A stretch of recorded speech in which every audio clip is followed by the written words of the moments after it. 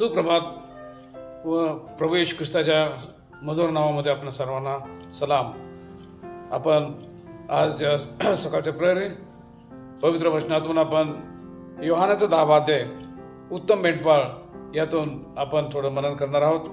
उत्तम जो मेंढपाळ आहे तो आपले मेंढरे बाहेर काढल्यावर त्यांच्या पुढे चालतो व मेंढरे त्याच्या मागे चालतात. प्रभू येशू ख्रिस्त हा आपला उत्तम मेंढपाळ आहे आणि आपण त्याची लेकरं या नात्यानं, मेंढरा या नात्यानं त्याच्या पावलावर पाऊल ठेवून चालण्यासाठी आपल्याला पाचारण करण्यात आलेलं आहे आणि तो आपल्याला उत्तेजन देतो. एवढंच नव्हे तर असं म्हटलं आहे योहान 10 आणि 12 असं म्हटलं आहे, जो मेंढपाळ नाही तो मोलकरीच आहे. ज्याचे स्वतःचे मेंढरे नाहीत तो लांडग्याला येत असले पाहून मेंढरे सोडून पळून जातो आणि लांडगा त्यांच्यावर झडप घालून त्यांची दानादान होते.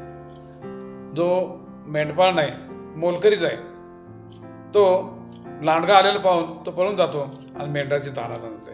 परंतु या उलट आपण पाहतो प्रभू येशू ख्रिस्त हा उत्तम मेंढपाळ असा आहे की तो आपल्या मेंढरांसाठी प्राण देतो असं म्हटलं आहे 11 वचनात.